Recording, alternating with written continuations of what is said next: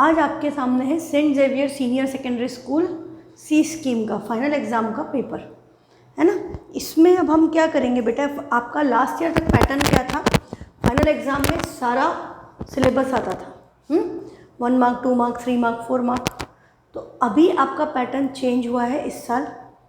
You will get an idea from this कि paper होता कैसा है, और इसको हम उसी नज़र से करेंगे कि 1 मार्क के क्वेश्चन जो 1 मार्क में है वो तो 1 मार्क में, और 2 3 4 मार्क्स में जो क्वेश्चंस हैं यदि उनमें से कोई क्वेश्चन 1 मार्क में बन सकता है तो we will discuss that. And इसमें फुल सिलेबस है, तो हमारे जो एग्ज़ाम में नहीं आ रहे हैं वो क्वेश्चंस वो टॉपिक्स हम छोड़ते चलेंगे, ठीक है। तो लेट्स स्टार्ट विथ इंस्ट्रक्शंस। अभी पढ़ने की ज़रूरत नहीं है क्योंकि इस साल तो आपका पूरा पैटर्न चेंज है। Right P by Q form of this where P and Q are integers. तो ये क्वेश्चन तो 1 मार्क में आ ही सकता है ना। ये आपका MCQ में आएगा ही, रियल नंबर्स में, नंबर सिस्टम्स में, 9th क्लास में नंबर सिस्टम में, 10th में this is known as real numbers. 0.4777 मतलब 0.47 बार किस पे, 7 पे। अब ये 1 मार्क के हिसाब से अब हम किस तरह से सॉल्व करेंगे कि जल्दी से जल्दी कम स्टेप्स में क्वेश्चन को हम सॉल्व कर सकें। हमने इसको क्या अज्यूम करेंगे, x, फिर पहले किससे मल्टीप्लाई करेंगे, 10 से, ताकि 10x की वैल्यू क्या होगी, 4.7 बार। फिर इसको 10 से मल्टीप्लाई करेंगे तो ये 100x will be 47.7 bar. Difference 47 minus 4 43, 100 minus 10 90x, x की वैल्यू क्या आ गई 43/90। This is your answer of this question. जितनी जल्दी जितनी कम स्टेप्स में आप ये सारा कर पाएँ बिना कैलकुलेशन मिस्टेक के, that should be your goal. कि अब हमको हर क्वेश्चन, ये वाले जो अब 1 मार्क में आएगा नंबर सिस्टम, सिर्फ टर्म 1 में आएगा, टर्म 2 में नहीं आएगा, डिस्क्रिप्टिव में नहीं आएगा, तो हमको हर क्वेश्चन को जल्दी करने की कोशिश करनी, क्योंकि सिर्फ आंसर इम्पॉर्टेंट है, पूरी मेथड इम्पॉर्टेंट नहीं है। अब सिर्फ आपका आंसर इम्पॉर्टेंट है। तो गिवन टू प्रूव जो भी हमने ट्राइंगल्स में, लाइन्स एंड एंगल्स में बात की थी, वो सब अब हमको कुछ भी नहीं करना है। We just need to reach at the conclusion कि what will be the answer. तो ये वाला कंसेप्ट तो इम्पॉर्टेंट है बेटा, आपको इस कंसेप्ट की प्रैक्टिस करनी पड़ेगी।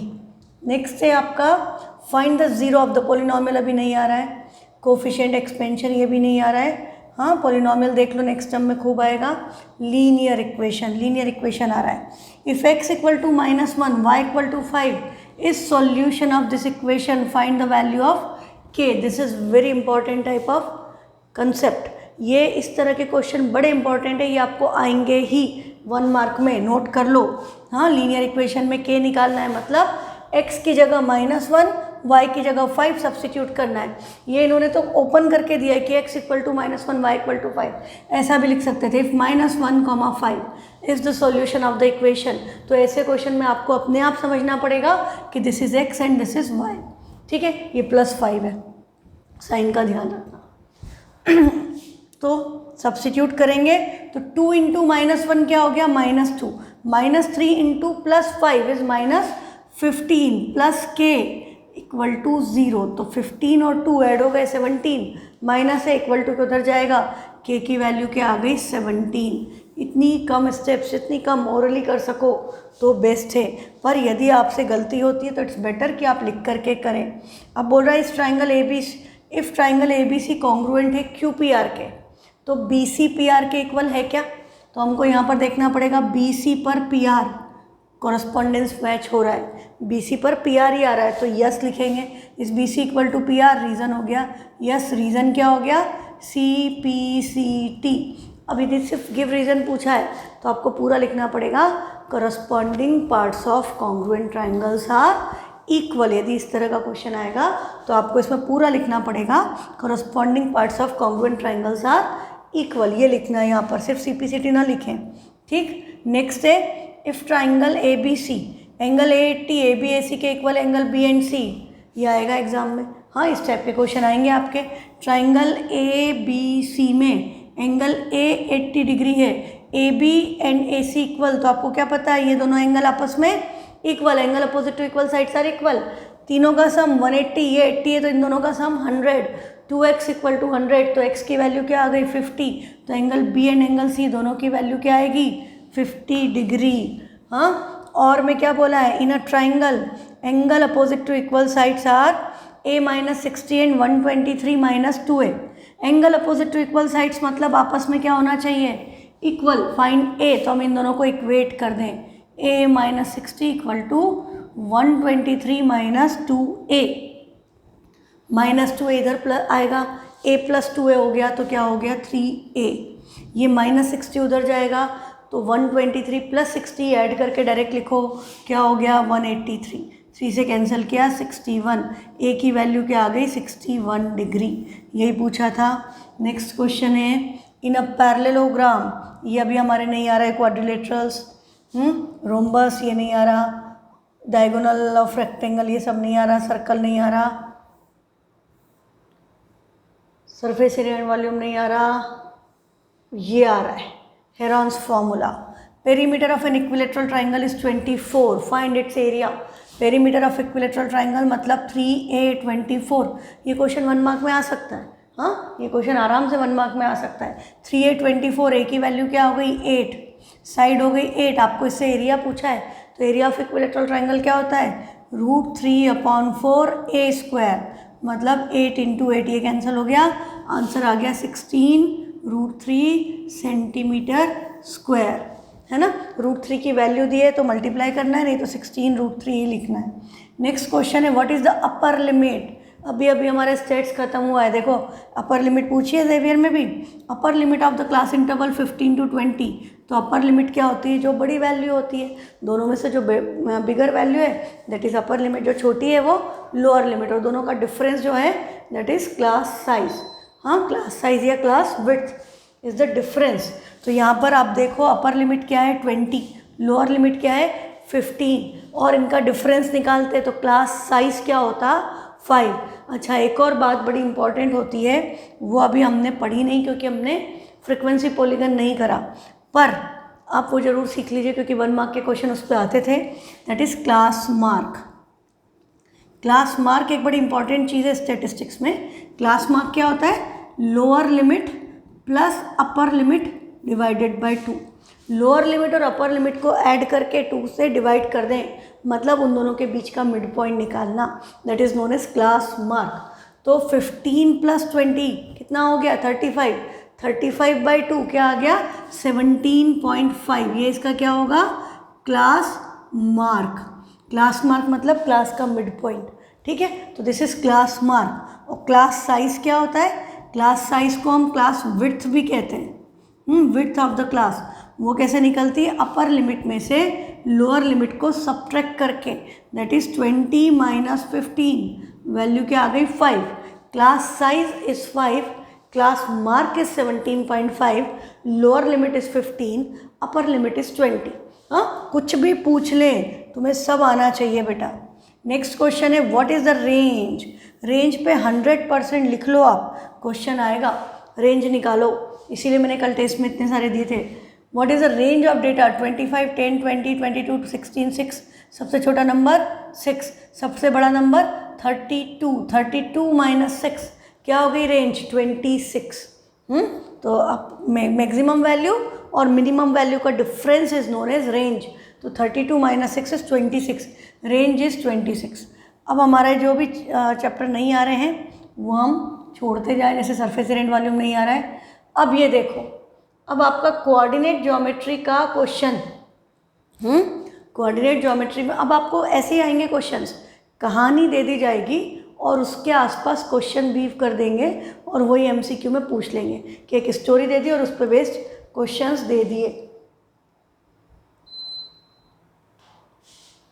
तो क्या बोल रहा है, on environment day class 9th students got 5 plants of mango, silver oak, orange, banyan and amla from the soil department. Students planted the plants and noted their locations as x, y. Coordinate geometry, हाँ, x, y में उनकी location note कर ली कि ये बेनियान tree है, ये silver okay है, ये ऑरेंज है, ये आंवला है, ये मैंगो है. अब आपसे पूछा है observing the below given graph answer the following. The above graph is of which type of polygon? कौन सा डिज़ाइन नज़र आ रहा है आपको? 1 2 3 4 5 sides are there, so this is a pentagon. हाँ, ये पेंटागन है। फिर सेकेंड क्वेश्चन क्या पूछा है? In the given figure the abscissa, what is abscissa? X coordinate of the point where the amla tree planted is. तो आंवला ट्री कहाँ पर प्लांट किया है? This is x axis. तो एक्स एक्सिस पे कोऑर्डिनेट क्या होते हैं? एक्स होता है, वाई 0।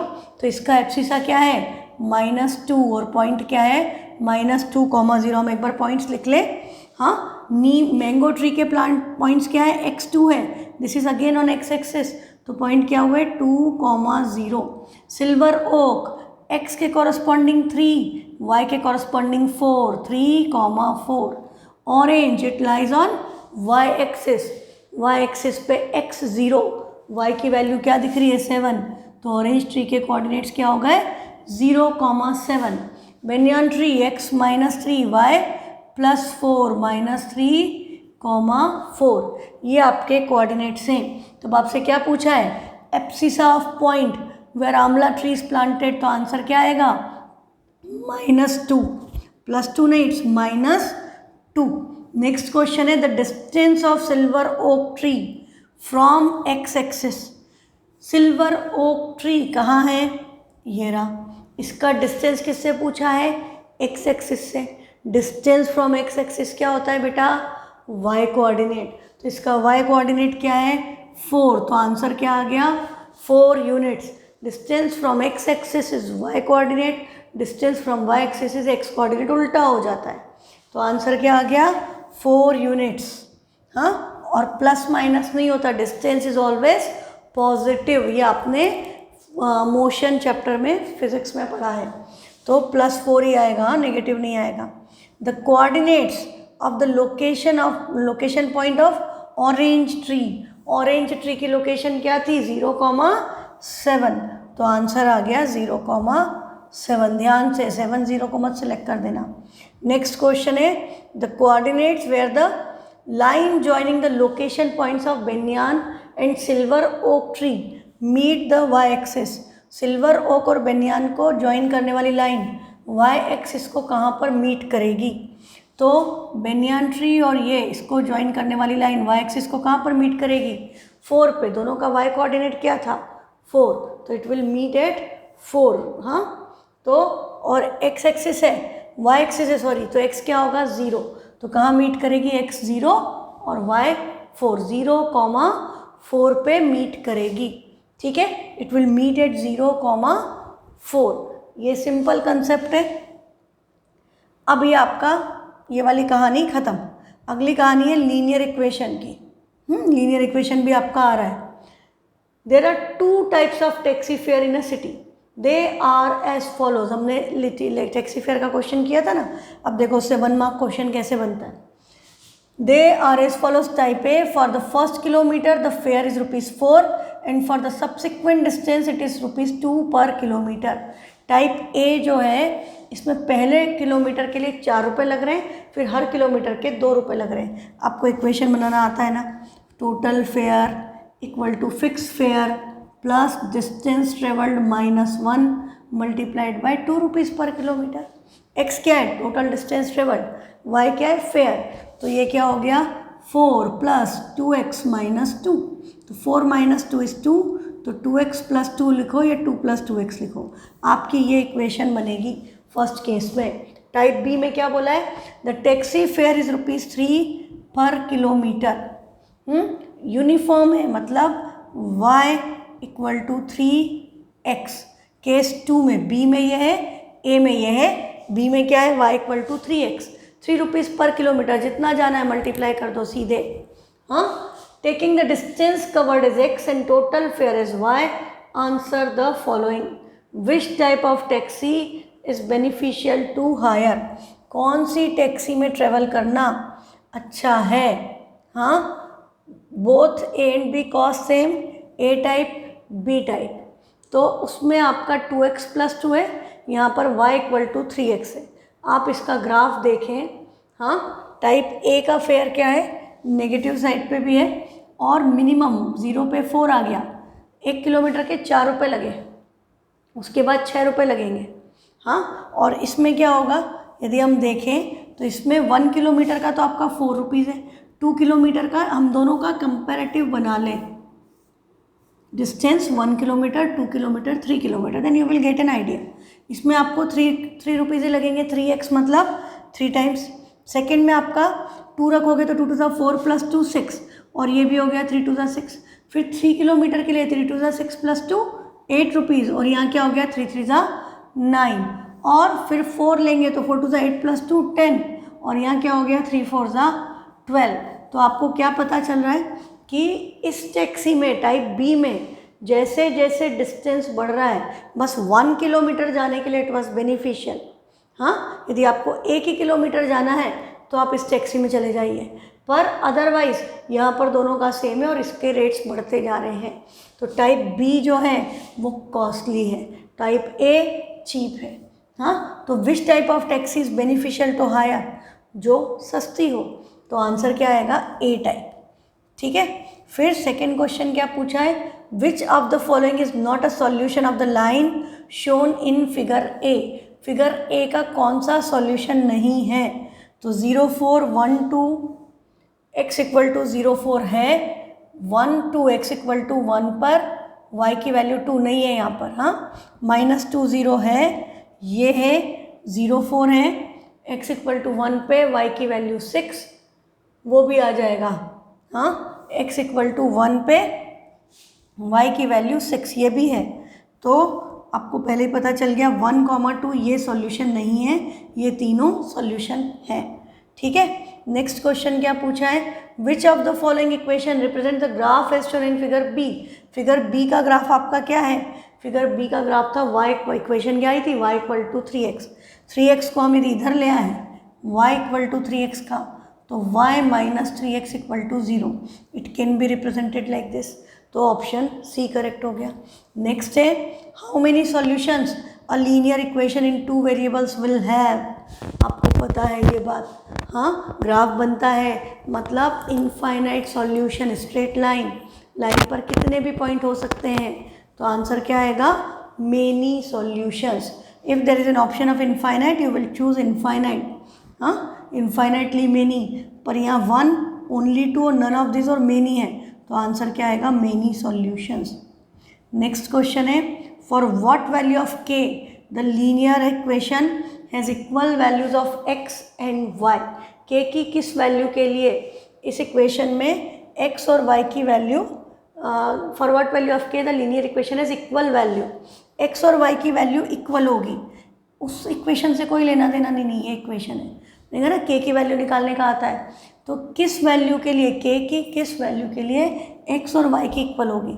तो हमने क्या माना, x और y को दोनों आपस में इक्वल है, तो आप x को y लिख दो, y को x लिख दो, या दोनों को उठा के m लिख दिया। तो ये क्या हो गया, 2m plus km equal to, for what value of k the linear equation is equal values of x and y, है ना। तो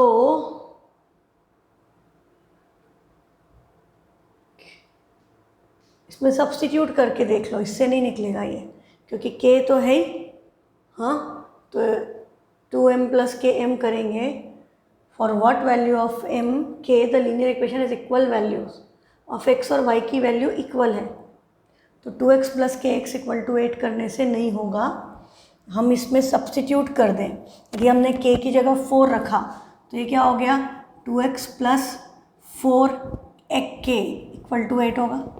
4k, k की जगह 4 रखा, k की जगह 4 रखा तो y की जगह तो x आएगा ना, तो ये क्या होगा, 4 प्लस 2 6x इक्वल टू 8। तो x की वैल्यू 8/6 की गड़बड़ है। 5 रखेंगे तो 5x प्लस 2x 7x, 6 रख दो तो 2x plus 6x 8x equal to 8। तो x की वैल्यू क्या आ जाएगी, 1।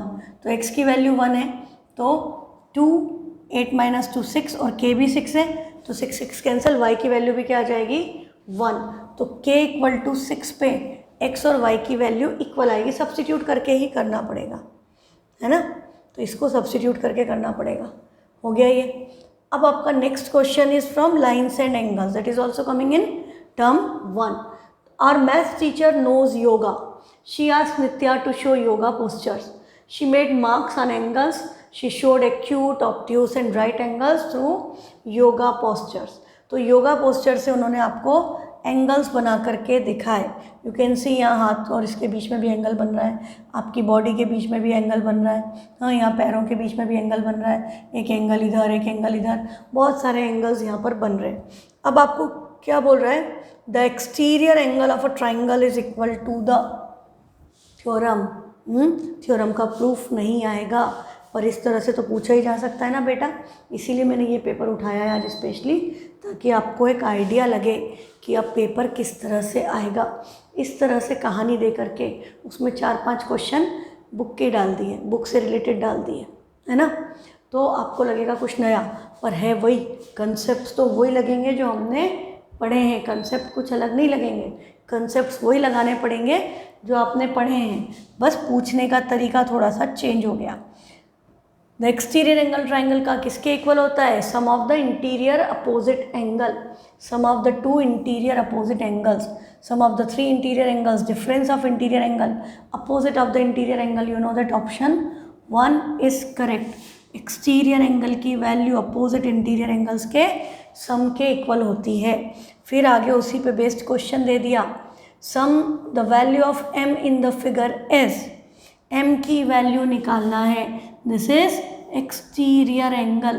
अब MCQ है, जितनी कम टाइम में कर सकें तो हम सीधे 60 को इसमें से माइनस कर दें. आंसर क्या आया, 94 डिग्री, है ना. तो आंसर आ गया 94 डिग्री. नेक्स्ट क्वेश्चन है, the value of x in the figure is, x की वैल्यू, ये क्या दिख रहा है आपको, ये बना है स्क्वायर, मतलब ये एंगल क्या है, this angle is right angle. तो इन सब का सम कितना होगा, 90. तो 40 + 22 is 62 plus 4x equal to 90. 90 में से 62 माइनस किया, बचेगा 8 70 28, 4 7 28. तो x की वैल्यू क्या आ गई, 7. जितनी कम स्टेप में, हाँ हमको ज़्यादा नंबर में आता तो हम 4x equal to 90 minus 62, 4x equal to 28, x equal to 28/4, फिर 7 इस तरह से करते हैं. जितनी कम स्टेप्स में कर सको, बट एक्यूरेसी से करना, और काम रफ वर्क भी जो करोगे बेटा थोड़ा साफ़ सुथरा सिस्टमेटिक करना, कि कभी दोबारा चेक करने की ज़रूरत पड़े तो फिर से ना करना पड़े. हाँ, आपका पहले किया हुआ काम वो काम आए, ऐसा नहीं हो कि हमको फिर से पूरा करना पड़ जाए कि हमने तो बहुत ही घिच पिच कर दिया, तो हमको खुद को ही नहीं पता चलेगा कि क्या है ना. तो कई बार कैलकुलेशन मिस्टेक हो गई, ऑप्शन ही नहीं मैच हुआ, then you need to do it again, आपको फिर से करके देखना पड़ेगा. तो इसलिए पहली बार में साफ़ सुथरा सिस्टमेटिक आराम से करो, जल्दबाजी कोई काम की नहीं होती. नेक्स्ट क्वेश्चन क्या कह रहा है, value of y in the figure, और ये क्या दिख रही है, this is a straight line, तो तीनों एंगल का सम कितना होगा, 180. अब एडवांटेज क्या है MCQ का, कि हमको रीजंस नहीं लिखना कि sum of angles on a straight line, या वहाँ पर राइट एंगल है, या वहाँ पे एक्सटीरियर एंगल प्रॉपर्टी, वो सब कुछ गिवन टू प्रूफ कुछ भी लिखने की ज़रूरत नहीं है, जल्दी से हो जाएगा पेपर. तो 3 × y - 15 मतलब 3y - 15 3 × 45 plus 44 plus 58 equal to 180. 45 और 54 कंबाइन होकर -1, इसमें से 1 कम हुआ, 57 बचा, उधर जाएगा, 57 माइनस करेंगे, 80 में से 57 360 20 123. 3y इक्वल टू 123, तो y क्या हो गया 41. तो आंसर आ गया 41 डिग्री. ठीक है. Next question, two gates consist of vertical post, horizontal struts and diagonal beams. 2 gate हैं, तो उसमें सीधी लाइन होगी, ऐसे होगा, और एक डायगोनल भी है. हाँ, तो क्या हो गया, पैरेलल लाइंस. अब आपको क्या पूछ रहा है, the angle A from the figure is, what is angle A, ये वाला एंगल, यहाँ का एंगल आपको दिया है, दिस इज 40 डिग्री. हाँ, हमारा यहाँ पर हमको कौन सा एंगल गिवन है कि दिस एंगल इज़ 40 डिग्री. ये जो एंगल बना है ये 40 डिग्री है, और आपसे ये वाला एंगल पूछा है. तो आप सीधे देखो कि क्या होगा, ये आपकी पैरेलल लाइंस हैं एंड दिस इज ट्रांसवर्सल, तो ये एंगल इसके इक्वल होगा 40. ऑल्टरनेट इंटीरियर एंगल, इक्वल, और ये स्ट्रेट लाइन है तो इन दोनों एंगल का सम कितना होगा 180। हाँ, तो 40 को 180 में से माइनस कर दें तो क्या बचेगा 140, तो ए की वैल्यू क्या आ गई 140। A is 140। ठीक, नेक्स्ट क्वेश्चन, अब ये वाला खत्म। अच्छा, इसके बाद प्रोबेबिलिटी का एक क्वेश्चन था, वो मैंने लिया नहीं क्योंकि प्रोबेबिलिटी आपके एग्जाम में आ नहीं रहा है।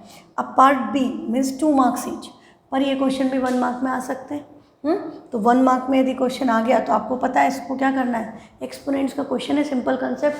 125 में पावर में -1/3, मतलब 125 क्या है 5 का क्यूब, तो 5 की ये हो गया 5, और पावर -1/3 थी तो 5 की पावर -1/3 मतलब 5 की पावर 3 इंटू -1/3, 3 कैंसिल, 5 की -1, ऊपर 1 है तो ये 5, ये पूरा सॉल्व के ऊपर क्या आ गया 5, एंड √64 क्या होता है 8, तो 5 + 8 आंसर क्या आ गया 13।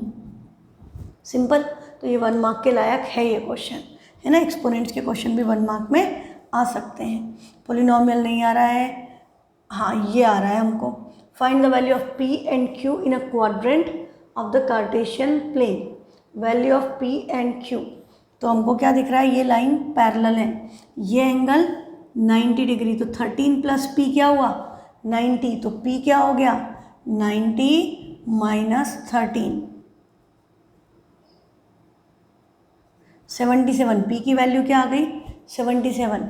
And now if you look at this diagram, ये पैरेलल लाइन, ये ट्रांसवर्सल, P और Q आपस में क्या है इक्वल, कॉरस्पॉन्डिंग एंगल, रीजन नहीं लिखना है, सीधे क्या आ गया P = Q = 77, और यहाँ भी रीज़न नहीं लिखना है।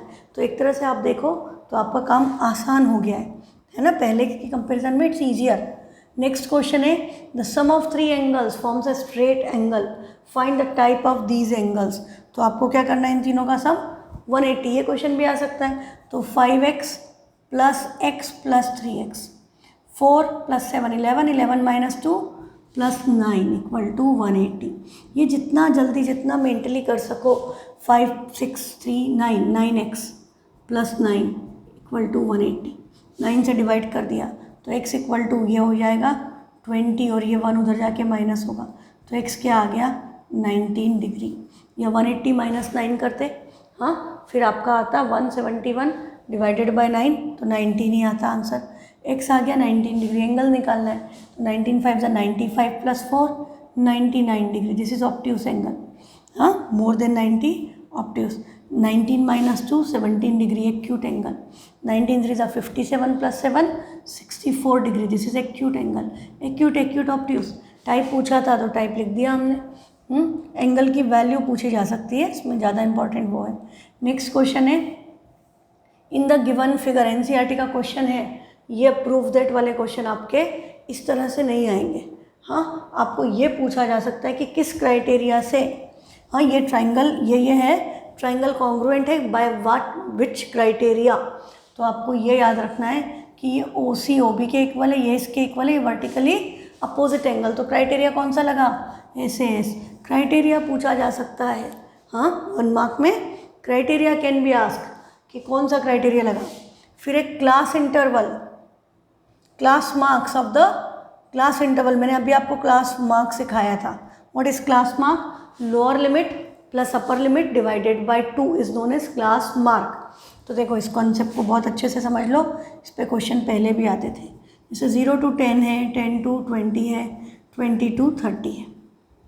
अब मुझे इनका यदि क्लास मार्क निकालना है तो 0 + 10 10 डिवाइडेड बाय 2, क्लास मार्क क्या आया 5। अगला क्या होगा 10 + 20 30, 30 डिवाइडेड बाय 2 15। और बेटा यदि ऐसे ये क्या होगा 50/2 दैट इज़ 25। ये थोड़ा लंबा तरीका है, इससे एक आसान तरीका क्या है कि हम क्लास मार्क निकालने के लिए क्या करें, क्लास साइज़ निकालना आसान होता है ना, हम इनका डिफरेंस निकालें। क्लास साइज़ क्या है 10, तो हमने क्लास साइज़ का हाफ किया, क्या आया 5। अब वो 5 या तो हम लोअर लिमिट में प्लस कर दें तो भी 5, अपर लिमिट में से माइनस कर दें तो भी 5। Lower limit 10 + 5 15, 20 - 5 15, 20 + 5 25, 30 - 5 25। और यदि हमको ऐसे बहुत सारे क्लास मार्क निकालने हैं तो हमने यदि पहला निकाल लिया तो अब आप देखो इसमें क्लास साइज ऐड करके क्लास मार्क आ रहे हैं। हम इसमें सिंपली क्लास साइज ऐड करते चले जाए तो हमें क्या मिल जाएंगे, क्लास मार्क। और आप देख सकते हो तो कंसेक्यूटिव क्लास मार्क में डिफरेंस किसके इक्वल है, उनके क्लास साइज h के बराबर। तो अब यहाँ जो क्वेश्चन दिया है उसमें आपको क्या बोला है, if the class marks of class interval for a frequency distribution are 25, 35, 45 and 55। Class mark क्या दे रखे हैं, क्लास मार्क है 25, 35, 45, 55। करस्पॉन्डिंग क्लास इंटरवल निकालना है। You know that their difference is 10, 10 का हाफ 5, 5 इसमें से माइनस किया 20, 20 और इसमें प्लस किया तो क्या आ गया 22, 30। अगला क्या होगा 32, 40, 42, 50 आ गया, आसान एकदम। 52, 60। It's very simple. और ये कंसेप्ट पे क्वेश्चन आते रहे हैं, है ना। अब इसमें सारे ना पूछ के एक पूछा जा सकता है, आपसे सिंपली एक पूछ लिया। अब ये है तो हेरॉन्स फार्मूला का, पर आपको पता है कि हेरॉन्स फार्मूला में क्वाड्रिलेटरल वाले क्वेश्चन नहीं आएंगे, तो हम लेंथ ऑफ BC को भी छोड़ देते हैं।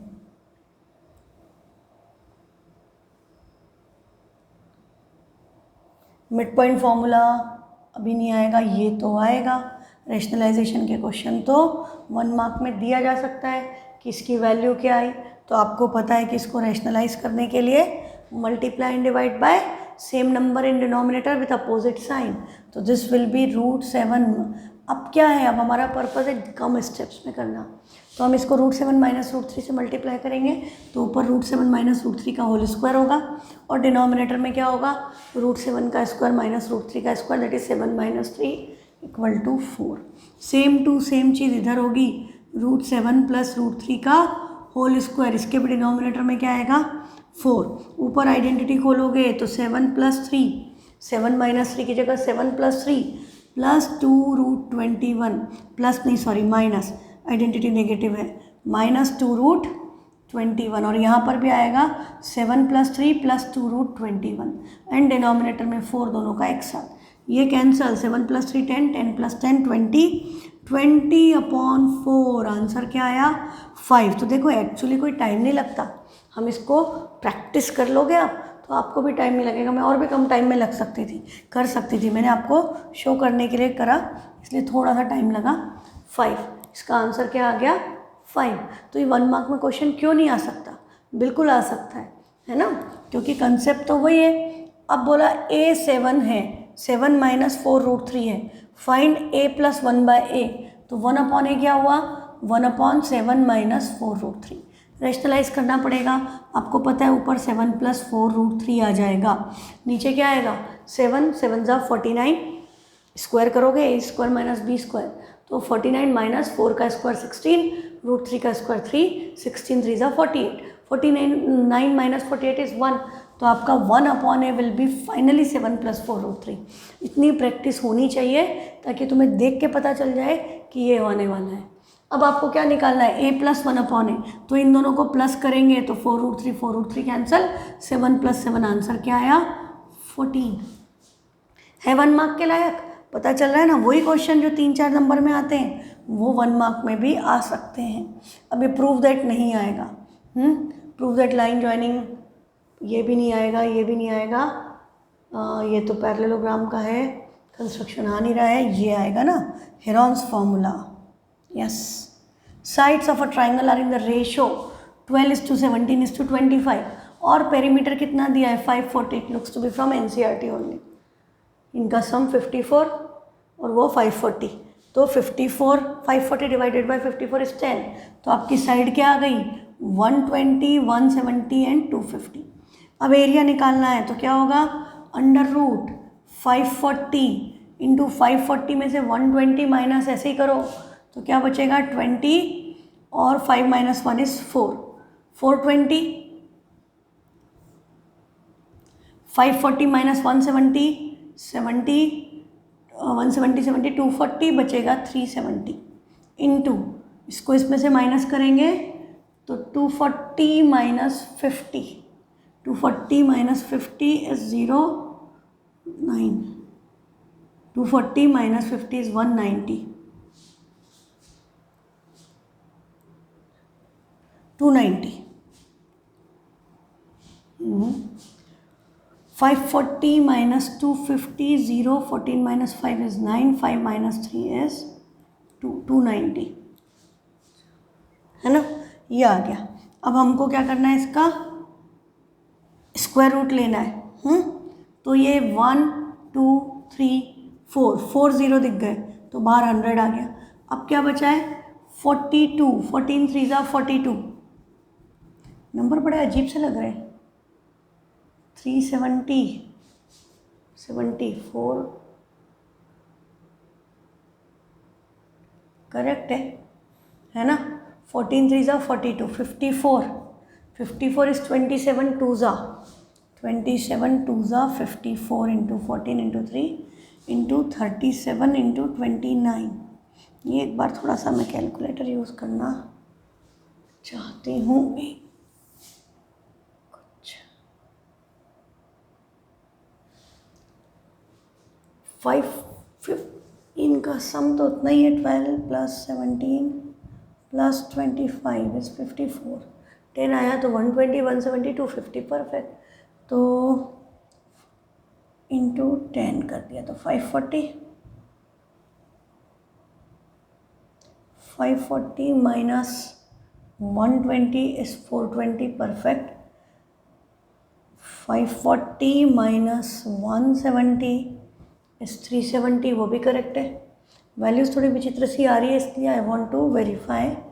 540 माइनस 250 इज 290 करेक्ट है। तो अब हमारा स्क्वायर रूट में ही आएगा आंसर। तो फिर 37 भी प्राइम नंबर है, 29 भी प्राइम नंबर है। This can be written as 9 3 जा या 27 3 जा 81। इनका प्रोडक्ट हो गया 81। तो 81 से एक 9 बाहर आ गया। आपने इसको 14 को लिखा 7 2 जा 2 2 हो गए। 2 इंटू 2 इंटू 7 इंटू 37 इंटू 29। तो 2 बाहर आ गया। 9 2 जा 1800। अंडर रूट में क्या बचा, अंडर रूट में आपका बचा 7 37 एंड 29 का प्रोडक्ट।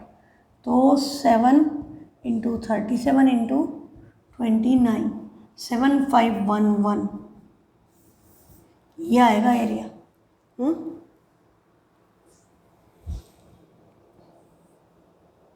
ओह, मेरे को पता चला मैंने क्या गलती की। ज़्यादा जल्दबाजी में गलती की। मैंने 540 में से माइनस कर दिया। मैं सोचो ऐसा आंसर नहीं आता है बेटा। माइनस किस में से करना था, सेमी पेरीमीटर में से, तो इसका हाफ करना था ना। 270 में से माइनस करना था। वही मैं सोच रही हूँ इतने विचित्र से आंसर क्यों आ रहा है, क्योंकि एनसीईआरटी का क्वेश्चन है। ये 120, ये 170, ये 250, पर एस क्या हो गया, एस इज 270। मैंने 540 में से माइनस कर दिया।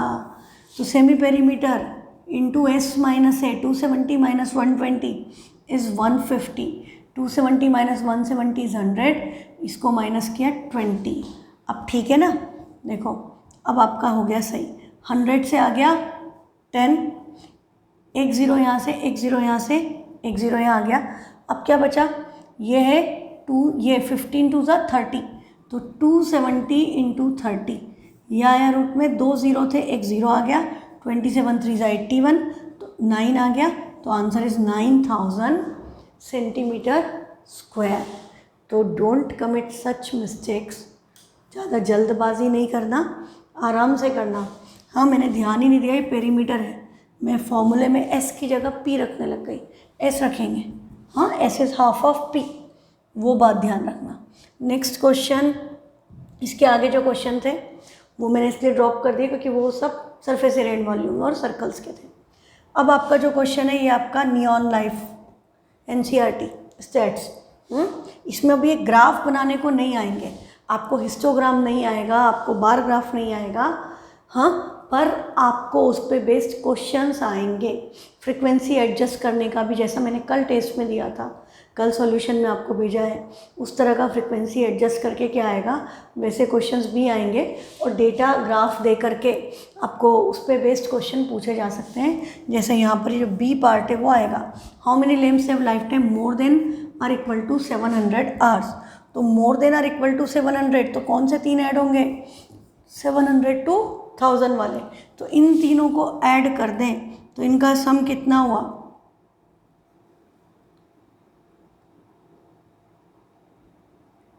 184 lamps have life time more than or equal to 700 hours. ऐसे क्वेश्चन आ सकते हैं, या कितनों की लाइफ टाइम 500 to 600 आवर्स है, ऐसा पूछ लिया, तो आपको फ्रिक्वेंसी टेबल देखना, समझना, ये आना चाहिए, है ना।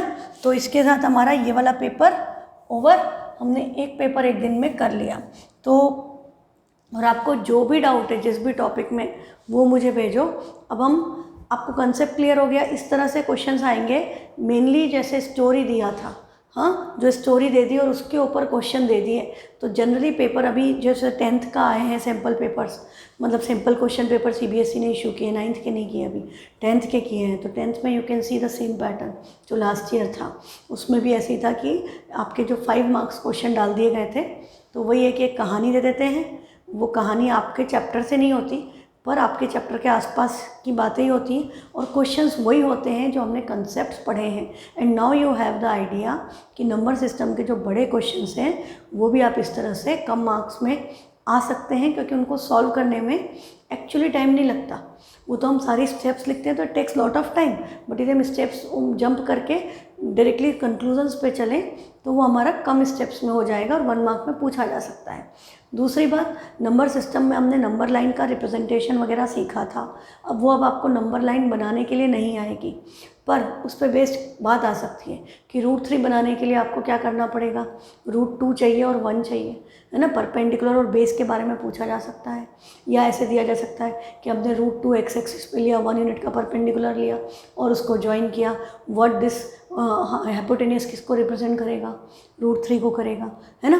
तो बेसिक जो उसमें नॉलेज आ रहा है वो चीज़ पूछी जा सकती है, पर अब ड्रॉ करने की प्रैक्टिस करने की ज़रूरत नहीं है। जैसे सक्सेसिव मैग्नीफिकेशन है, √9.3, वो सब करने की अब आपको ज़रूरत नहीं है।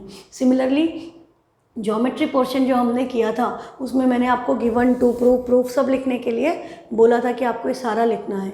तो बेटा अब ये समझ लो कि सारे क्वेश्चन 1 मार्क आना है, 2, 3, 4 मार्क्स में कुछ नहीं आना है। तो जो भी हमने लंबे लंबे क्वेश्चंस किए थे उनमें जिनमें डायरेक्ट रिजल्ट निकलता है वो रिजल्ट पूछा जा सकता है, या ट्राइंगल्स में आपको क्राइटेरिया पूछा जा सकता है, सेम क्वेश्चन देके कंडीशन देके कि किस क्राइटेरिया से कॉन्ग्रुएंट होंगे, है ना, होंगे कि नहीं होंगे, इस तरह से क्वेश्चन बनेंगे। तो वो भी हम बहुत सारे कर लेंगे, डोंट वरी अबाउट दैट। आपको आइडिया लग जाएगा पूरा एग्ज़ाम के पहले, यू विल बी कंफर्टेबल। और आपके स्कूल में यदि आपको डेट शीट मिली है, या सिलेबस तो खैर यही है, यदि आपको एग्ज़ाम्स की डेट्स मिली हैं या कुछ आपको इस तरह के नए पैटर्न पे वर्कशीट्स मिलती है तो फॉरवर्ड करना मुझे, है ना, तो हम उसको भी करवा लेंगे, आपको उसकी भी प्रैक्टिस मैं यहाँ पर करवा दूँगी।